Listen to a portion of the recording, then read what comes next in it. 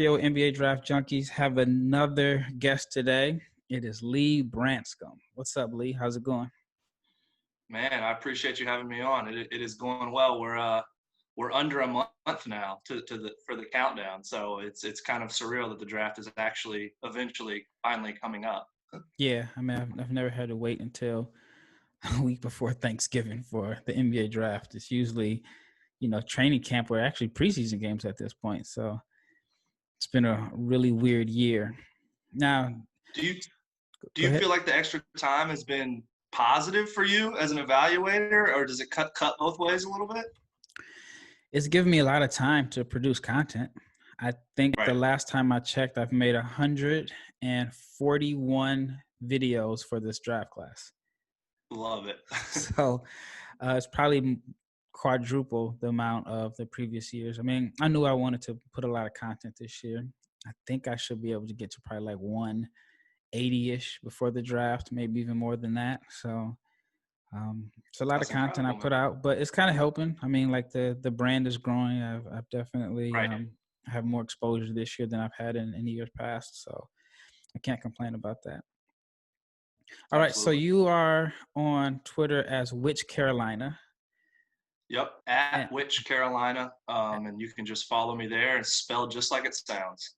So my question for you is, where did you come up with the name like that? There has to be like a story behind it. There is a little bit. So I'm from North Carolina, which is obviously a big hoop state. And Which Carolina is actually it's a podcast that me and two partners run. And if you have grown up in the Carolinas, you're kind of aware of the juxtaposition of people from South Carolina refer to the University of South Carolina as just Carolina, and people from North Carolina refer to the Tar Heels as just Carolina. So depending on which state you're in, Carolina can mean two different things, and we talk about a lot of Carolina sports. So we just said, hey, Which Carolina? Gotcha. I lived briefly in Charlotte. Where I'm from. Maybe 6 years ago. And so I didn't realize how close Charlotte was to South Carolina, because I had a friend. She lived out there. She's like, I live in Rock Hill. And I'm thinking, like, I'm not about to go out to South Carolina to catch up with you. Cross state lines. Yeah, I had no clue that they were that close. And so, and I kind of pride myself on geography, because I've always loved geography as one of my favorite subjects in school. But that's one of the things I just did not realize, that Charlotte was so close to South Carolina. Yeah, a lot of people, if they live in South Charlotte, like you said, Rock Hill is almost a suburb of Charlotte at this point. And people will drive down across the state border to get gas because it's cheaper in South Carolina than it is in North Carolina. I remember that, because I think she worked downtown, even though she lived in Rock Hill. She worked downtown. So, all right, the reason our people are here is because they want to hear about your mock draft. And so we're going to do the mock draft lottery today. And the Minnesota Timberwolves have the number 1 pick. Now, I'm curious to see, who do you think Minnesota should select? Because at this point, it doesn't even seem like they know who they should select. Right. And obviously, who knows? Maybe we get a draft day trade or something. So I'm pretty chalk with number 1. I mean, I feel like Anthony Edwards is the number 1 player in this draft. That there is no perfect prospect in this draft, as we've all talked about ad nauseum. There are flaws for every player at the top of this draft. But for me, I think he makes sense in Minnesota from a positional standpoint, but also obviously he is not an analytics darling yet. He's not super efficient by any means on the offensive end. He did his scoring on volume, no doubt about that. Do I think he's going to walk into the NBA as an efficient scorer? No. Is he going to be a plus defender right away? Maybe not. But I think the ISO scoring package and the tools that he has as a space creator, as a shot creator, are elite in this draft class. So and then also, he hasn't been playing basketball quite as long as a lot of these other elite prospects, and you see some innate off-ball recognition from him. He's a decent backdoor cutter. He flashes in the lane. He obviously played in not an ideal situation offensively in Georgia with, very crowded driving lanes. He's got to improve on the ball. His handle's got to improve. His effort has to improve at times as well. But I think that'll shape up. So when it just comes down to just a raw package standpoint, I think Anthony Edwards has probably the most upside in this entire draft. So that's where I'm rolling with. All right. Yeah, I mean, can't really argue with that. I still think he ends up being number one. The talent is there. Can't deny the talent. So, yeah, right. I think that I think he's going to be the consensus number one. I don't see the Timberwolves passing on him because he makes the most sense for them from a positional standpoint. Right. Yeah, with D'Angelo, right? I mean, give them a wing that has some scoring punch. It just makes sense, I think. So that's where I'm at with him. All right, so Golden State. I think this is where the draft begins. This is where the draft gets interesting, and this is certainly where my big board gets interesting as well. So I think this is a player that a ton of people like, but that I am a good bit higher on, I think, the consensus, and that's Tyrese Haliburton. So Tyrese Haliburton, obviously sophomore guard from Iowa State, played with, Jalen Horton-Tucker and Mariel Shayok last year as a freshman, so wasn't necessarily featured in the offense. And then this year, obviously he had the ball in his hands every time down the floor for Iowa State. He was surrounded by, not to be harsh, but below average talent, honestly. I mean, he had a couple shooters and Condit was a big guy that could run the floor. That was about the extent of his help. Just an analytics darling. I mean, 3-to-1 assist turnover ratio, 33% assist rate, which was second in the Big 12, top 50 in the country steal rate. But the thing I love the most about Tyrese Haliburton is two-way instincts. I'm a sucker for an instinctual basketball player, and he has that in spades. I mean, he sees the game a step or two ahead of everyone else out there. And look, he's got to improve as a pick and roll player. He's got to improve as a basket finisher. But he's an elite catch and shoot player, so he can play off the ball from Steph and Clay. Obviously, he can give them some second unit. He can pack some punch in their second unit if they don't want to start him right away. I think he's a Warriors pick. I mean, I think he fits in perfectly with that system. Obviously, they need a big, so maybe they're passing up on a little bit of need here. But he's been my guy since I've started evaluating this class. And although the criticisms of him are definitely fair, I just think the way he shoots the ball, the way he distributes the ball, and the way he fields the game is going to win out. So for me, I think that is the best fit for him as far as really fit, but I would not take him anywhere near number 2. I'm actually kind of souring on him in a sense. Sure. Because if he doesn't go to a Golden State or, one of those type of teams where he doesn't have to be a pick and roll ball handler, I think that he's going to struggle a little bit. I think he is a very, very good complementary piece and high complementary piece. But yeah, I mean, I think if you put him in a system where he has to run pick and rolls or you want your point guard to be able to get downhill and create for others, I just don't see that in him. I mean, 75 free throw attempts or less than 75 free throw attempts in 2 years, that's concerning for me. Yeah. So I think like for him going to, the Warriors, like trading down or whatever, to me, that's like the best fit for him. But if he goes to a team like, I don't know, Detroit or maybe even New York, I don't think that's a good fit for him. No, it's totally fair. Like if you're going to ask him to run, 25, 30 pick and rolls a game and just be a playmaking engine, like I think he's great in transition in those situations, but he's not there yet. You're right. Like he shies away from from attacking the basket at times. But Washington, I think is a decent fit for him because Beal can obviously shoulder playmaking if he needs to. So Absolutely. I love him to death, but I do acknowledge that fit is going to probably play a big part in his ultimate development. Where do you have him? Would you have him more around like 8 to 10 or even a little bit later? And I think if I redo it, I'll probably end up dropping him. But I had him. Oh, I know I had him. I had him at 12 to the Kings. Yep. Kings. So I could see that. That's a big gap. That's I could see 10. That's 10 spaces between where I had him, where you had. It is. Well, and I'm very aware that it's a minority opinion, but man, he's just a guy that pops off the screen for me. And that's what I like. That's one of the reasons why I wanted to reach out to different people and have them come on as a guest, because I wanted to hear everyone's opinion, especially in this draft where it's going to be all over the place. Like I had a guest, he had Obi Toppin number 1. I've had somebody that didn't have Obi Toppin as a lottery pick. And so this is the highest I've seen Haliburton. And so I just love hearing the different perspectives. And so that's why I said, to me, the draft starts at number 2.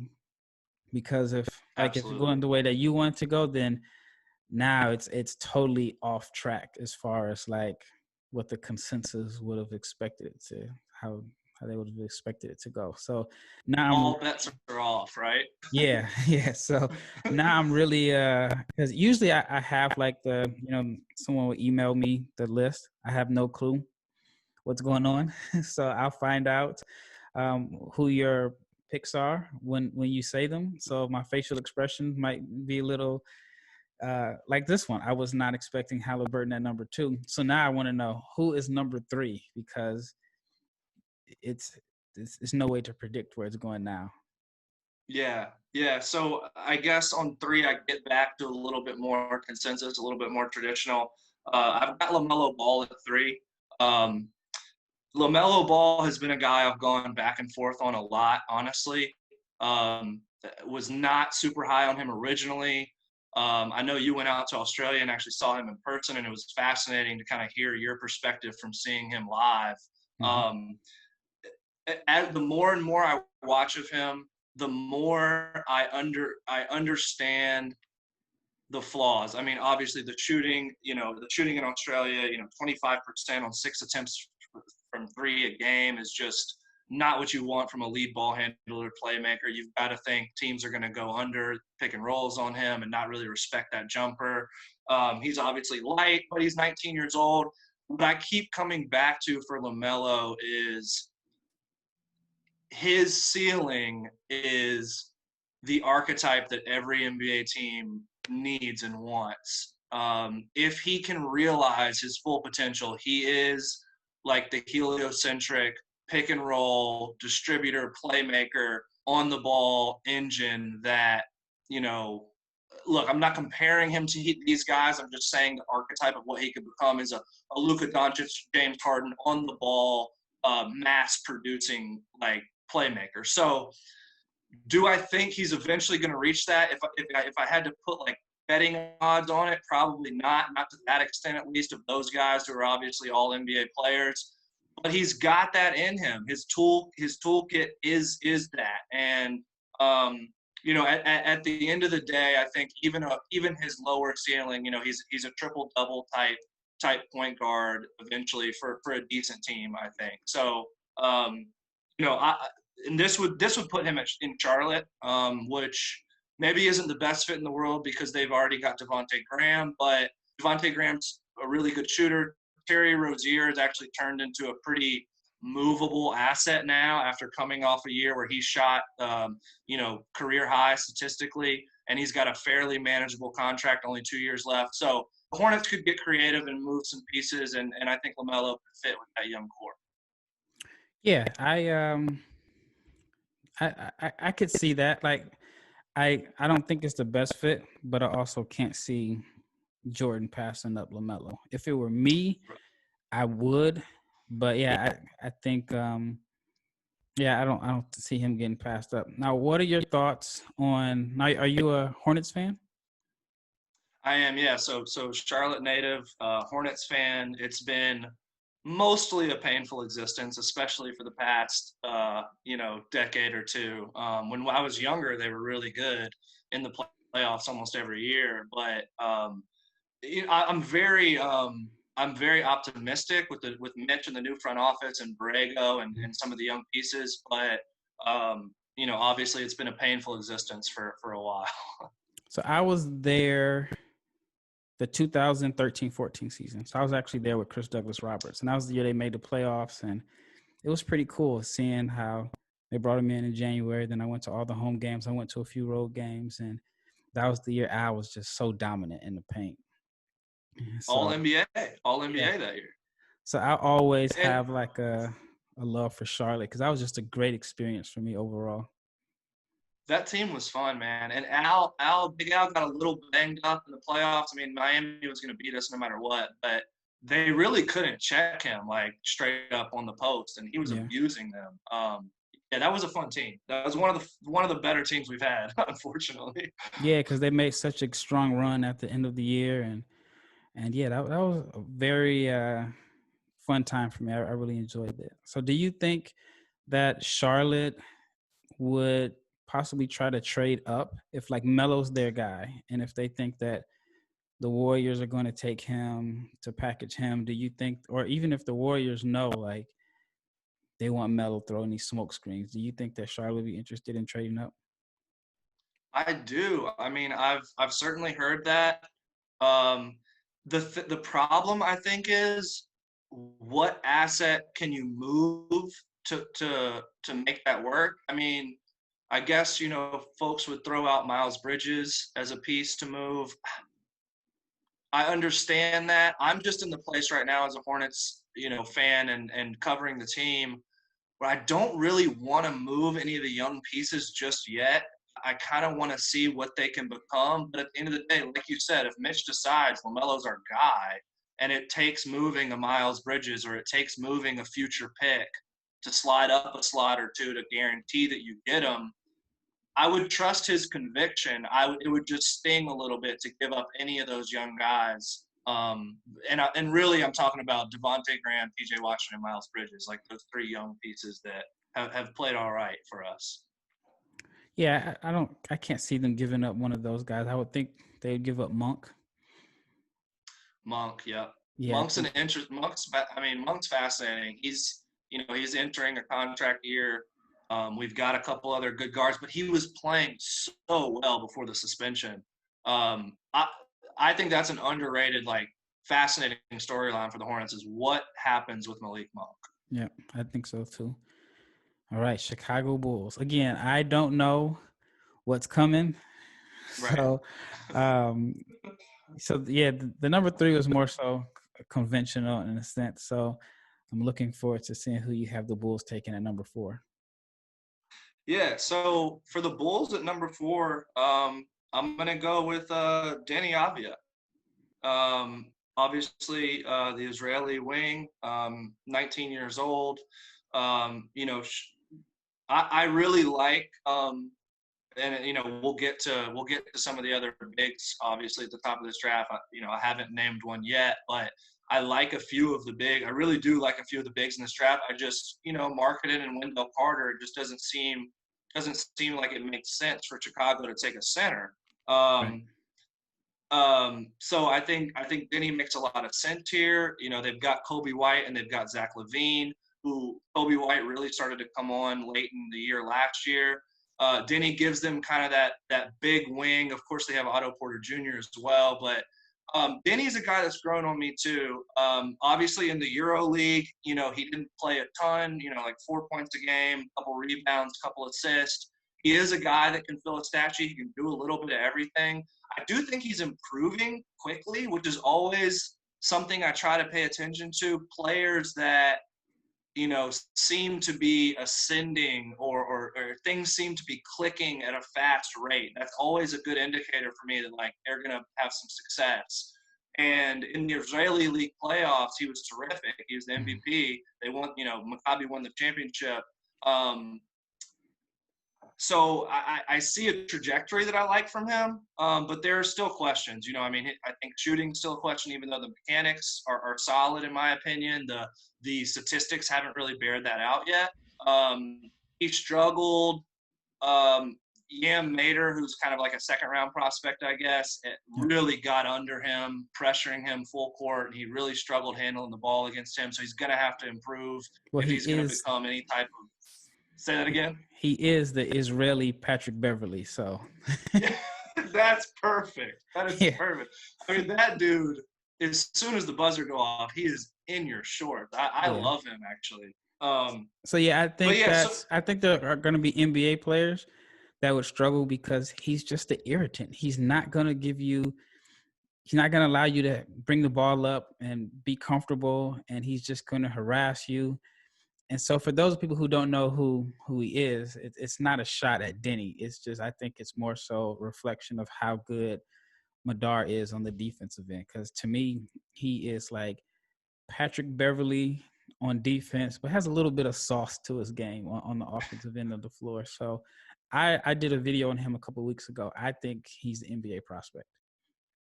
I agree, man. I echo all those same thoughts. Just a complete irritant, and like you said, has a little bit more playmaking juice than I think maybe people realize. I mean, he gets to that pull-up jumper, and he stops on a dime. It's tough to guard, and he's a really nice player. So I like Deni to Chicago. I like the trajectory he's on. There's still certainly questions about him, but he's got a great frame. He's got solid mechanics, even though he's got to improve as a shooter. And I just think he can do enough to stick in the league, have success, and what his ultimate ceiling is. That's still up for debate, in my opinion. But I do like him, and he's growing on me. Yeah, I like him a lot. I wouldn't be shocked to see him go number 2 also. I mean, I've seen those rumors. I think he would fit in well with Golden State just because of the way they play. I think he's a really good cutter. I think he's a very underrated cutter off the ball. Then he's another guy that can get a rebound and push it, and they can get into their offense. And then if you have him with the Warriors, they could have 4 guys that can get the rebound and push. That's going to make it tough for your defense to get set. But Chicago, I think, would be a good fit. I think they need – I don't want to say he doesn't need the – well, Chicago would be a good fit if they utilize his skills. If they put him in a situation where the ball isn't moving between White and LaVine and he's in the corner, then I don't think you're getting the best out of him. But if you allow him to run some pick and rolls as a secondary or just if they just you got to be creative based off of like LaVine and White and with their roster. But if there's creativity as a coach to maximize their skills, and I think would be a good fit. But like I said, I'm just worried in a situation where LaVine is shooting a bunch of contested pull-up twos and the ball's not moving, or he's passing late and then he just stands in the corner. Then I think it's going to be tough for him to like really have a good rookie year. Yep, completely agree with that. I think your point about his he's got better feel, I think, sometimes than he gets credit for. To your point, off-ball cutting and even like some touch passes here and there in the lane and in transition, he flashes some of that stuff. But yeah, if you're just depending on him to stand in the corner and space the floor, that's not going to look great. Right. All right, number 5, Cleveland Cavaliers. So I actually had Deni going. So I'm guessing with the 2 bigs left on the board, are you going to have one of the bigs in Cleveland? So, this is a little bit of a weird one because, yeah, I mean, I think one of the bigs here makes a lot of sense. The problem is you've got Andre Drummond, but he's going to opt in, but he may not be there for the long term, of course. And then Tristan Thompson's a free agent, so I am going to go with Onyeka Okongwu here. Although obviously, like I just said, Andre Drummond's there. Okongwu's already coming out of a situation in Southern Cal where he had to play beside another 7-footer and didn't really get to probably flash all of the full skill set that he has. Okongwu's a really good free throw shooter, 72% on a pretty high volume on the year. Obviously, he was a premier rim protector, second in block percentage in the Pac-12. He's got probably a little more switchability, I think. Now, he's not going to be switching out on premier point guards and keeping them in front of them or anything like that right away. But he can move. He can slide. He's athletic. I mean, he's really athletic. He's strong. He can be their big of the future, after Andre Drummond's gone with some of these young guards they have like Windler and Garland and Sexton. So I like Okongwu there, although it may not be on paper the best fit. I think leading into the future of their franchise, it makes a lot of sense. One last thing I'll say about him is, like, I hear a lot of people comparing him to Bam, and I just don't think that's fair. Like, I get it from a frame standpoint and from a rim protection standpoint. There's some similarities, but Bam is like one of the most unique big passers we've seen in the last decade. And it's not that I don't think Okongwu is going to be really good. I don't think it's fair to compare him to Bam and expect that. But I think you can expect production from him right away. I don't even think it's fair to compare the Miami Bam to the Bam we saw at Kentucky, because I didn't see totally. these skills either. So that's, like I said, on one reason I get the comparisons, like, just from the eye test. But I just spent a couple of days. A couple of days ago, I went looking at my notes from the 2017 draft, and how I compared Bam, or what my notes on Bam are, very similar to my notes on Okongwu in this year's draft. But I just didn't get a chance to see Bam showcase the skills that he's been able to show in Miami. So that's what makes the draft so intriguing. Like, the question is, did he have that before, or did Miami get that out of him? Because I don't know. I would love to find out. And maybe I need to go and watch some of his high school tape. Because, I mean, there are times in high school you see a big show some guard skills from time to time, but they're playing against a lot lesser competition, and they're so dominant and so much better than everybody else that it doesn't really make that much of a difference. But yeah, that's one of the things that I'm going to do once I get some time, is to go back and see if I can dig up some old Bam film from high school and AU to see if this was there. We just didn't see it at Kentucky, or if it's something that Miami picked up and just gave him the freedom to, to be a playmaker instead of a rim roller. Because all I saw him as was an energy guy that was a rim roller that looked to finish everything around the rim strong. And now he's like a point center. Right. Super unique. And, we have seen a lot of these, not all of them, but generally some of these Kentucky guys have flashed more full profiles than they showed at Kentucky. Maybe that's just because they're playing with so much other talent at the college level. But, yeah, no, it's really fascinating. So, and I think Okongwu will do that to a degree from like a mid-range jumper and touch standpoint, and and a defensive standpoint too. I mean, he definitely has defensive tools that should translate almost immediately. Even though we know most rookies are bad on defense, I think he might be the exception to that rule. Yeah, and the fit with Cleveland, I think short term, it doesn't make any sense, especially with Drummond going to be there. Then I've even read that Tristan wants to come back. I can't see him coming back. But, yeah, it would be cool to see Bam and – not Bam, but Okongwu in space, because we didn't get a chance to see that at USC. So you have him on the floor with Kevin Love. Depending on if Kevin Love is going to be there the whole year, I think it will be the first time that we really get a chance to see him in space. I think he'll be even more of an efficient as a scorer, because the lane at USC was congested. Oh, yeah. They were tough to watch from an offensive standpoint. Yep. All right. Number 6. All right. Number 6. So this one may come as a little bit of surprise. This is a player, again, another player that I'm super high on, that, I think a lot of people have respect for him as a prospect, but I'm a bit higher on him, and that's Patrick Williams from Florida State. Patrick Williams, to me, I see him more as a wing, although obviously in today's NBA, I could of course, see him playing a 4 as well. I think he has a little bit more ball skills than he flashed at Florida State. Obviously, we all know, Lionel Hamilton plays like 13 guys. Nobody really plays more than 28 minutes. I mean, Trent Forrest was kind of a rare exception to play like 33 minutes a game for them. So, his raw stats are not going to wow anyone, 9 points, 4 rebounds. And it's a small sample size, but if you look at his pick and roll numbers as an initiator, they're actually a lot more encouraging than you might think. He's a really good free throw shooter, which is a solid indicator for his jump shot moving forward, 83%, 62 for 74 on the year. I mean, he was almost automatic from the free throw line. Mm-hmm. He's super young. He's like the 5th youngest prospect in this draft, I believe. I didn't even know it was 5. I know Pokashevsky for sure is younger than him. I can't think of the other 4.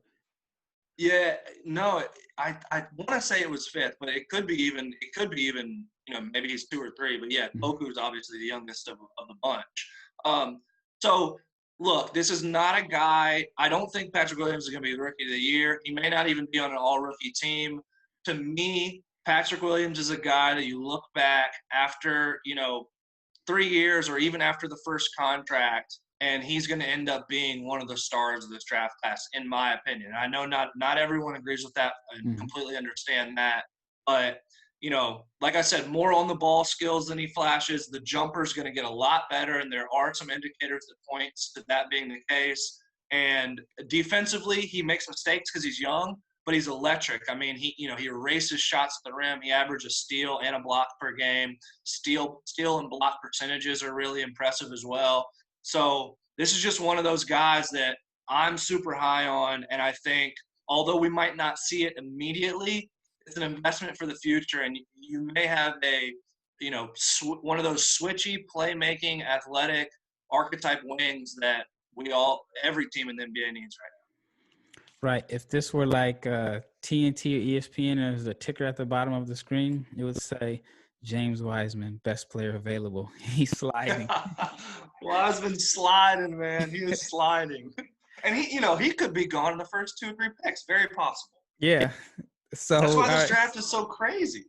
Exactly. Yeah, I mean, I think even with LaMelo, I've even seen some saying that if Charlotte or the Warriors pass him up, then they could see him sliding as low, possibly to like Detroit or the Knicks, because they don't know if Cleveland, Chicago, or Atlanta would take him.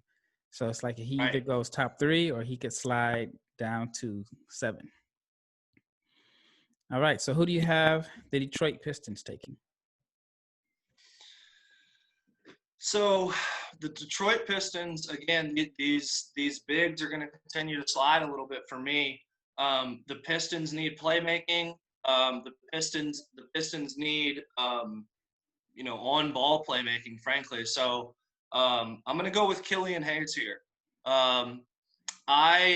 To be honest, I actually prefer Kira Lewis to Killian Hayes, but I don't think Kira Lewis makes sense for Detroit just because I don't know if you want to completely hand over the keys to an offense to him right away. I think Killian is a little bit more, even though he's younger and not a ton younger because Kira's pretty young too, but he's just more of a mature on the ball organizer of offense right now. And I think probably that's because he's been playing professionally, since he was younger and has probably had to grow up quicker. So he's a two-way guy. I think he'll be all right defensively. Obviously, he doesn't. The one thing with Killian for me is he doesn't show a ton of burst. Although he's smart and he's crafty, he knows how to use his angles. He's just not a blow by you type of point guard. So I worry about that a little bit. He's a terrific passer, and I also worry a little bit about like vertical explosiveness around the rim to finish. Although you think maybe he can counter that with a really good, developing a really good floater or runner and things of that nature. And he's going to do a great job finding guys. So, I would have loved Obi here, but that seems redundant with Blake Griffin. And, obviously we'll see what happens with Christian Wood, but Detroit's got to have some on-the-ball talent, and Killian definitely provides that. Yeah, they're kind of opposites. I think that Killian's strength is his playmaking and his passing. And one of the weakness that stands out on film is, like you said, he may lack burst or, just elite quickness to be able to get into the paint. While Lewis, that's his strength. Like he's going to be able to get into the paint. He has great burst and speed.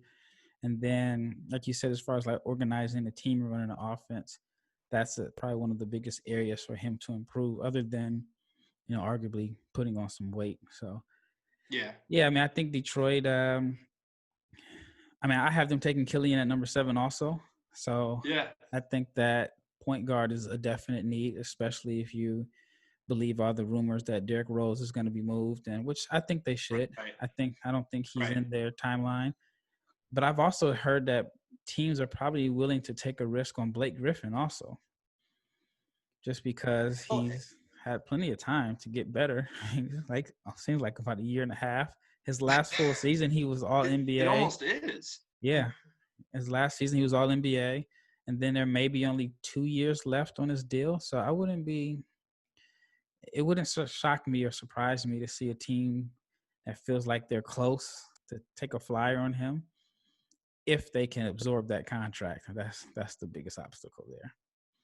Yeah, no, I agree. I mean, if somehow Blake can be even 85, 90% of what he was 2 years ago, he can help. He can really help a contender. There's no doubt about that. It's just, of course, you're taking the risk on because, he may only play 30 games. Yeah, which that may be half the season if they want to stay on track for 21, 22. So that's a whole different subject.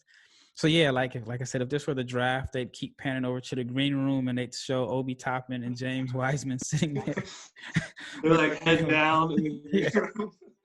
All right, so they're waiting to hear their name called. So at number 8, who is your choice for the New York Knicks? All right, so we are finally going to get one of these guys off the board. I'm going to go with Obi Toppin at number 8 to the New York Knicks. Obviously, I think Knicks fans would say, good Lord, we need a point guard desperately. And that's certainly true.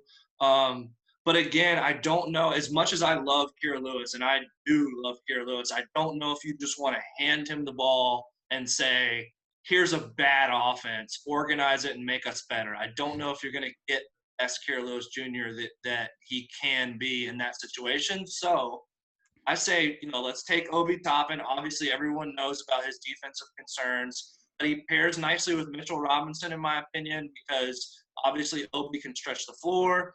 He's got just about very unique ball skills for, whatever 6'10", 6'11", forward that he is. Obviously, he's super athletic from a vertical explosion standpoint. And again, I think there's depth at point guard in this draft. So although New York should take a point guard, maybe if Killian or Haliburton or one of those guys is still there, I don't think they have to necessarily reach for one in the top 10. I like a lot of these late first-round point guards, and even some of the early second-round point guards I think can be contributors on an NBA team.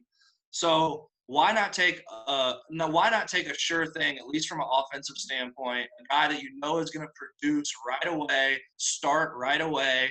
And, yeah, they have a little bit of logjam at the forward, but a couple of those guys, I believe, are expiring contracts or could be out of the door in a year. So I don't think that's a huge concern.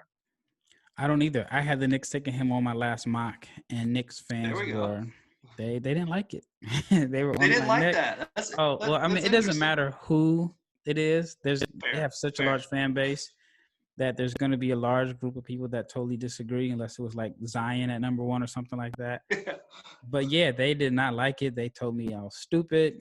One guy sent a message saying, "You don't know anything about Knicks basketball." I was like, James Dolan doesn't either. But who does at this point? Yeah. So, I guess it's not fair to compare what happened in the past because it's a whole new front office.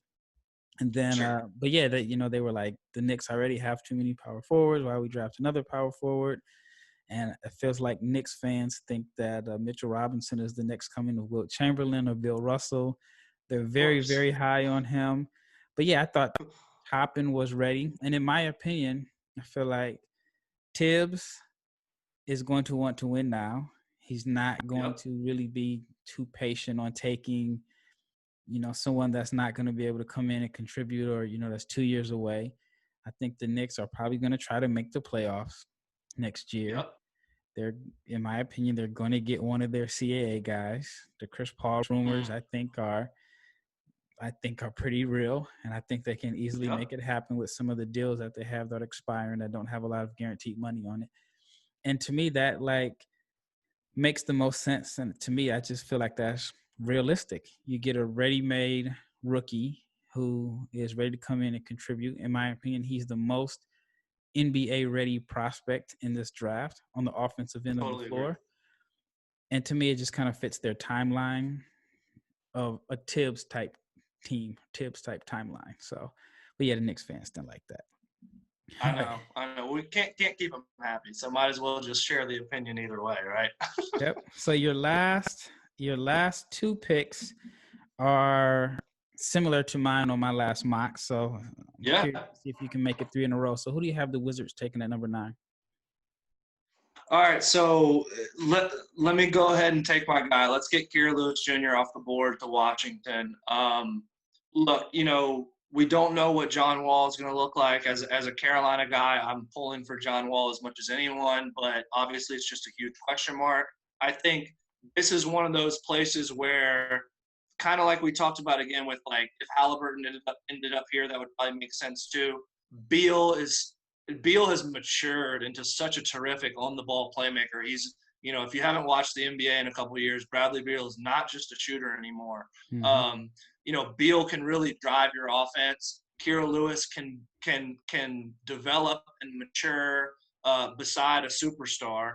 I would be interested on your take on this. I think Kira Lewis Jr.'s speed might be the most unique individual skill in the draft. Maybe Melo's passing. Yep, Melo's or Nesmith's just pure shooting, maybe.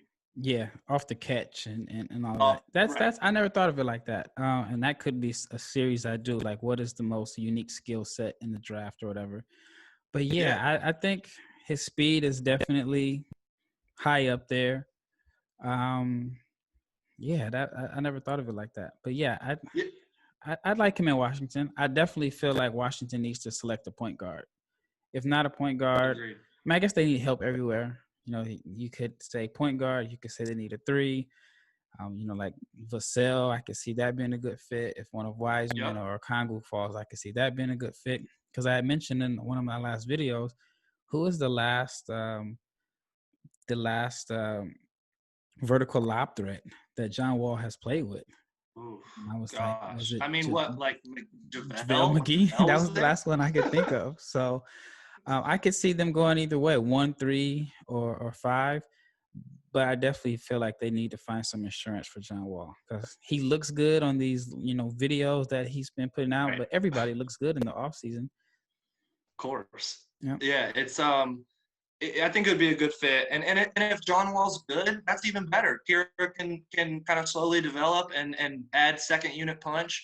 If they need him right away, I think he can step in it and be productive. So, and you're right. I mean, we'll see what happens with Bertans. Like, it'll be probably tough for them to re-sign him, but they do need to, I guess what I was saying is, to your point, they need help just about everywhere. Yeah, defense. And if you're a rookie guard, Washington to me is the best situation for you, other than maybe if you go to Golden State, but you're in a situation where you can learn from 2 very high caliber all-star guards. You don't have the pressure of coming in and, having to play 30 minutes a game. And you just have the luxury of being able to learn from some guys that are all-stars that you're hoping to at least duplicate their careers. Like if you have a John Wall type career, you had a successful career. If you have a Bradley Beal type career. And they're not old, so you have a chance to really learn from them. It's not like Wall is 35 and he's kind of on his way out, so you get a chance to compete with him in practice and just kind of learn the game, and then possibly he may want out and he may really want you to do well and succeed because that helps him get out of town. So I think it'll be a good situation. All right, so as the camera pans to James Wiseman in the green room still. All right, who do you have? Who do you have the Phoenix Suns selecting at number 10? All right, so this one may be a slight surprise. For the Suns at number 10, I'm going to go with Saddiq Bey from Villanova. This is a guy that I'm probably a little bit higher on than the consensus. He is not a on-ball playmaker, obviously. You know, Bey does not have a ton of burst or juice in terms of getting by defenders and making plays for his teammate, although he is just a good, in general, like offensive motion passer. He moves the ball well. He makes the extra pass. He hits cutters. He cuts well himself, like a lot of those Villanova guys do. But, you know, Phoenix has a lot of on-ball playmaking with Booker and Rubio. They don't really need a big, although Saric may not come back. I just don't think you pair Wiseman with Ayton, you know, unless you're looking to eventually move one of those guys, which I don't think you would want to this early. No. So you know, they have Cameron Johnson. Cameron Payne played well for them in the bubble, so maybe he solidifies as their backup point guard. I think they just want to keep adding complementary pieces for their young stars. I mean, they need to continue to surround Booker with shooting. And, like, I don't know if people realize, like, Saddiq Bey shot 44% from three this year. I mean, he is an elite top-end shooter. He's 6'8", so, you know, he's not bothered by defenses contesting him. And he's a better defender, in my opinion, than the consensus realizes. Like, he's not laterally, he's not super impressive, but he's so intelligent. He uses his size and he stays vertical to contest, you know, at the rim defensively. Like, Jay Wright had him guard Miles Powell, Devin Dotson, Marcus Howard. You know, he took all of those assignments for Villanova. So I like the fit here just because they need to continue to add, like I said, complementary pieces around their young stars that can make shots and defend. I think his most underrated skill set is his passing. Totally. And he was playing a lot of point forward at Villanova. I'm a Blazers fan. Yes. I've been mentioning it on every single mock draft. I want him to fall to number 16. I want him in Portland. He fills so many needs that the Blazers have. So every time, like, I see him going higher, I just kind of cringe. And even like for me, when I make like my mock drafts, I have to take out the unbiased Portland fan in me because I want him to slide. And I'm hoping that, you know, if everybody else has him going in the teens, then maybe his, you know, the buzz will stay low so he can fall to Portland. Because if he's not there at 16 for Portland, I don't know who my backup is that can come in right away and contribute as a possible starter. After that, it's going to be tough to find a starter because I think if he goes to Portland, he's their starting four day one. Over Melo, over John or Zach Collins, whoever. And so I don't know if he's not available. I don't know if Blazers are going to be able to find that. So, but yeah, I think that's a good pick. I think it gives Phoenix another floor spacer. It improves their defense. It gives them a third ball handler. So if you have a situation where you have him on the floor with Rubio and Booker, you have three guys that can make a play for others. I think that if you're in a situation where a team is switching and he gets matched up against a small, he can play in the post. And then he's such a good passer that if the double comes out of the post, he's like a very good fit for, to me, almost any team. I feel like he will make any team better. He will improve their offense and their defense. So that's interesting to see him in Phoenix because I think he would definitely, you know, make things easier for Ayton and Booker and just overall in general, just from a floor spacing standpoint to from a defender to another guy that can pass the ball. If you had to choose, do you prefer him to Vassell or Vassell? Sorry. For Phoenix? Or just in general, just as a prospect? Man, if you would have asked me this a week ago, it would have been tough. But after seeing that video, that jump shot, I know. Everyone was like, what is going on? I think that's a good question. I think upside wise, Vassell has a higher upside. I think there's still so many more levels to his game that he can reach. Yeah. I've been saying that I think that his basement is Trevor Ariza. Just a athletic guy that can. A young Ariza was good in transition. He knocked down open shots, played good defense. Yeah, I think, like I said, upside. I think Vassell has a higher upside. Right away, contributing, coming in, make your team better. I'm going with Saddiq Bey. Yep, makes sense. Makes a ton of sense. All right, number 11 now. San Antonio Spurs. It's weird to see San Antonio picking number 11. So weird. Let's get James Wiseman out of the green room, man. Let's get James Wiseman to down to Texas and San Antonio. And look, I mean, and part of this is me assuming that Pirtle is going to get signed elsewhere, and there's kind of a looming hole for the Spurs from a rim protection and a rim rolling standpoint. I think Wiseman as a young player pairs pretty well with LaMarcus Aldridge for however long he's going to be still in San Antonio.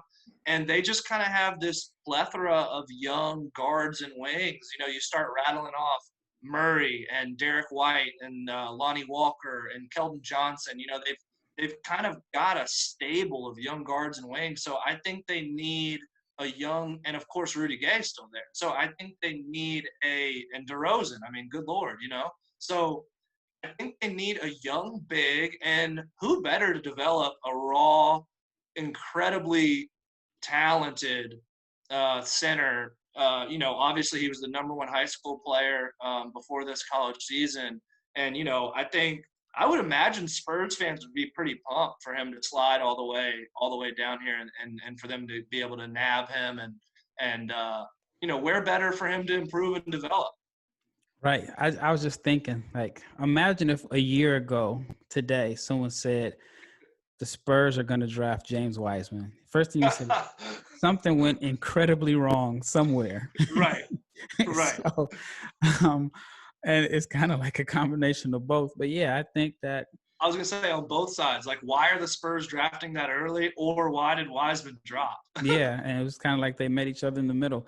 But yeah, I think that San Antonio probably doesn't even have him on their draft board in the sense. They probably would be shocked to see him there. But if he's there, you just have to scrap everything that you have on your board, because I feel like taking another guard would be redundant. They have too many. And then, I mean, they still have this. I mean, like their first round pick last year, people forget about the kid that they drafted last year. What's his name? Samanic, the kid. Luka Samanic, right? Yeah, Samanic. Yeah. So they still have him. Johnson spent most of the year in the G League. And so those two guys, I expect them to play a bigger role. I did an interview with somebody that covers Spurs basketball, and they were saying that they don't expect Bellinelli or Forbes to be back, so that should open up, a lot of minutes for one of their guards to play next year. But yeah, if James Wiseman is available, you have to take him. And I mean, I don't know how well he would complement Aldridge and how much longer Aldridge has. Even though I just looked a couple of days ago, I didn't realize he's 35. And he still seems like he has quite a few years left. He doesn't seem like he's I mean, he's slowing down a little bit, but he doesn't seem like he's on a major decline. Like, his game is not going to age like other people's, right? Yeah. Right. Yeah, the turnaround will be there at least 70. So yeah, he could probably average like 12 and 5 at 44. Yeah, and I think that eventually he's going to somehow end up on one of these championship contender teams and end up being a piece. I could see that. I could totally see that. All right, number 12, you got a tough job, Sacramento Kings. Whoever you select is going to be redundant to what they already have. I was going to say, I mean, there's really not a point guard that I would want to reach for here. I'm not super down on Cole Anthony, but I'm not quite ready to take him at this point yet. Like you said, you take a big here and there's some redundancy there. You take a wing here and there's some redundancy there. So I think I'm just going to go safe pick here and go Devin Vassell. Obviously, sophomore out of Florida State, 41% three-point shooter. We already talked about him a little bit. He's one of the best team defenders in the draft. Doesn't have a ton of on-ball creation, but he's, this term gets used way too much, but it actually does apply to Vassell. He's a walk-in 3-and-D kind of guy. And it's a little bit of insurance if Bogdan doesn't resign. I mean, obviously they still have Barnes, but you're gonna need continued defense and continued shooting around De'Aaron Fox. And I think the Kings want to win now. And Vassell, although the conversation we just had earlier, I slightly prefer Bay, I think Vassell helped right away.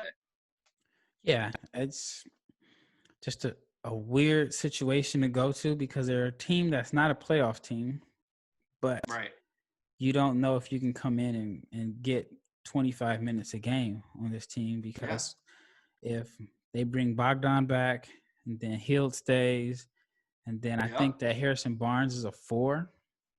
Right. But they're going to play him at the 3 because they probably don't want to play Bagley at the 5. And then it's, unless there's a center available, like if Wiseman slides, I think that makes sense. Or if Okongwu is available, that makes sense. But then I don't know if Bagley complements either one of those guys or those guys complement Bagley. So I think Bagley probably needs to be a 5. Barnes needs to be a 4. And if you go with that lineup, then Vassell at the 3 makes sense. Right. I think that's what they should do. Will they do that? Very hard to say. Yeah. We don't know. All right. Another situation, number 13, they just got a new coach, Stan Van Gundy. So I'm curious to see if this kind of changes your thought process, since we kind of know a little bit about the offense that Stan Van Gundy is probably likely going to run. So who do you have the Pelicans selecting at number 13? Yeah, so at 13 for the Pelicans, they're another roster that doesn't really have necessarily any glaring holes, but certainly need to add pieces. And their offseason's probably going to be pretty interesting. I mean, obviously Drew Holiday is in just about every rumor you hear in the NBA.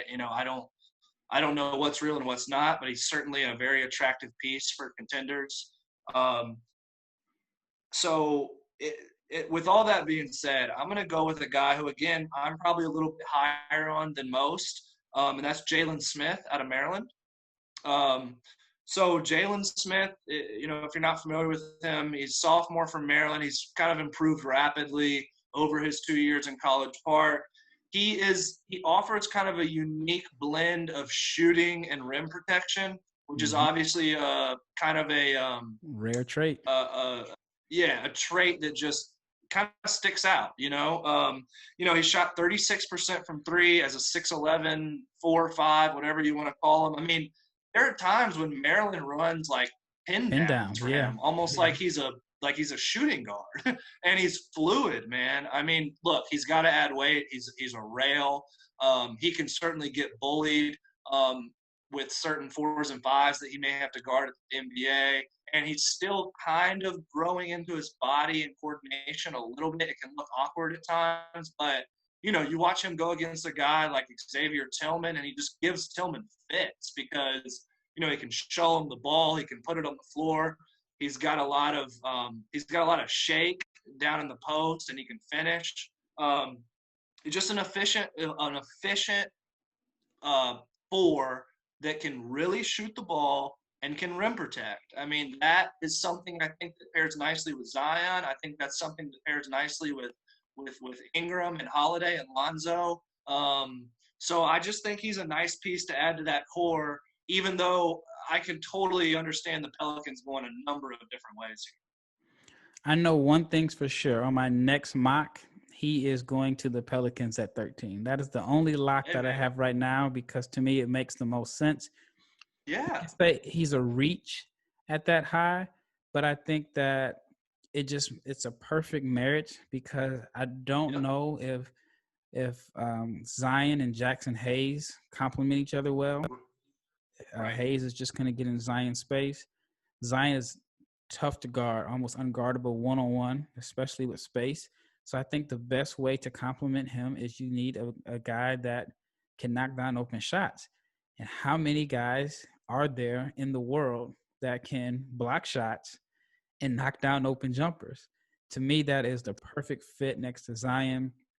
I think any other draft pick that they take is redundant for the most part. Yeah. It's just a no-brainer for me. And then bringing in Van Gundy, it really makes sense because I could see him running like the same 4-out offense that he ran with Orlando. I mean, Jalen Smith is not going to be Rashard Lewis or Hayden Turkoglu, but I think that it just makes sense to me.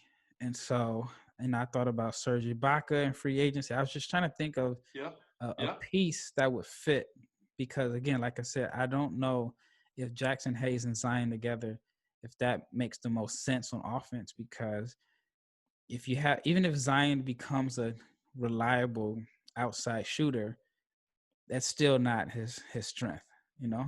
No. So, not at all. And they would probably be like a poor man's Blake and DeAndre. And I like that. Yeah. It just came to my mind. And they weren't, I felt like together in that era, they probably should have been better than they were. But I don't think Blake was, even though Blake's numbers were there, I felt like, in a sense, how much better would Blake have been if he had space or DeAndre had more space? So, yeah, I think, Jalen Smith, to me, that's the perfect fit. And that's like my one lock that I have for sure in my next mock. I like that. We've after I went a little off the walls earlier, but we've had some similarities as we've gotten later down in the draft. And I don't see Jalen Smith in the lottery a ton. And like you said, maybe it's a little bit of a reach, but I think he's a lottery talent. I really do. Yeah, I think somebody I just saw today, I don't know if it was Wasserman's board, somebody had him going there, and I was like, dang. So I've been thinking about this. I just don't have any proof that I thought about this 2 weeks ago. So I should have updated it then. All right, last but not least, it's the 14th pick. It's the Boston Celtics, another weird situation for a lottery pick. What direction do you think the Boston Celtics should go in? Yeah, this is definitely a strange one. Obviously, Boston, coming off an Eastern Conference Finals appearance. Obviously, I think people would look and say, Boston needs they need a more talented center. And I think that's true. But honestly, I'm not sure at this point in the draft with Wiseman, Okongwu, and Toppin off the board, I'm not sure that you're going to find a center that's better than Tice or honestly even better than Robert Williams at this point. So although that's a need, I think you can throw another dart at the dartboard for a young center later in this draft for the Celtics because they do have quite a few picks. Mm-hmm. So for me, I'm going to go with Aaron Nesmith and just continue to add shooting. We talked about unique skills earlier, and shooting 52% from three on the sophomore year it's staggering, really, to shoot above 50% from three on a lot of volume, by the way. I mean, he's 60 for 115.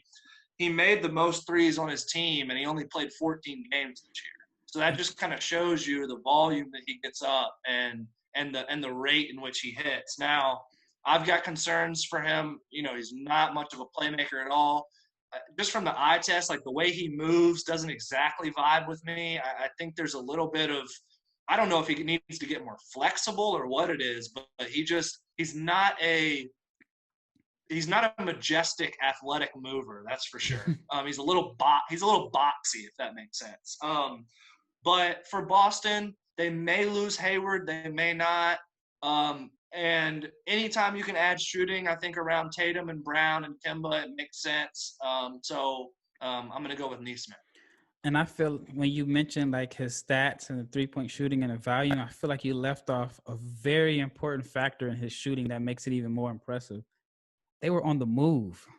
It wasn't it stand in the corner and he had like this dominant big that was drawing double teams and he got open looks. No, they were action plays, just crazy skill set. And so, yeah, that makes, to me, the 50% from three is ridiculous, even if they were crazy, like uncontested. But the fact that, I mean, it was just crisscrossing and pin downs. And I know I did a video on him probably around this time last year before the season.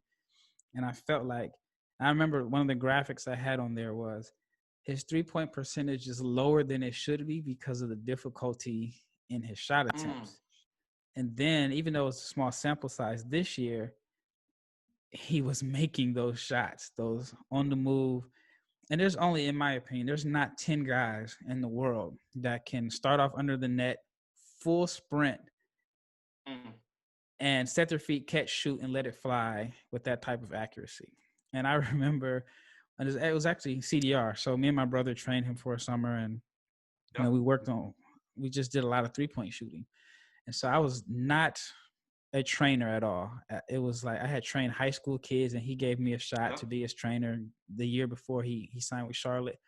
So, you know, I'm on YouTube, and I'm trying to do these drills. And so I had him do a drill where he was starting off under the net, and he was supposed to, you know, do a pin down. And he looks, he says, no. He says, Kyle Korver, Ray Allen, Klay Thompson, Steph Curry, JJ Redick. Those are the only guys in the world that can run full sprint, set their feet, catch, shoot, and make it at a high rate. He's like, this is not my game.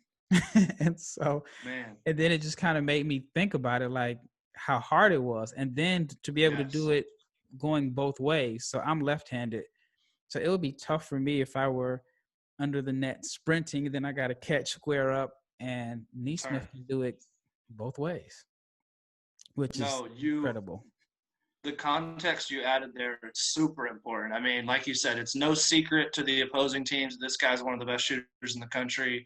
He did have some talent on that Vandy team, but it's not like they couldn't really key, you know, opposing defenses could key on him. So you're absolutely right, man. I mean, the context around the difficulty of the shots he took paired with the percentage he shot is what makes it so mind-boggling, really.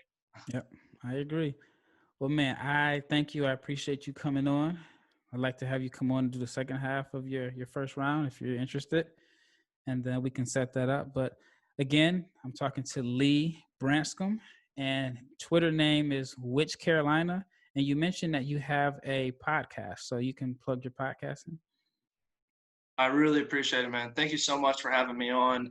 You are easily one of the most intelligent draft guys out there, and the content you put out is second to none. So, I'm at Which Carolina on Twitter, and the most recent episode is always linked, pinned on my profile, and of course you can find our podcast anywhere that you stream. All right, thanks a lot. I'm definitely going to check it out.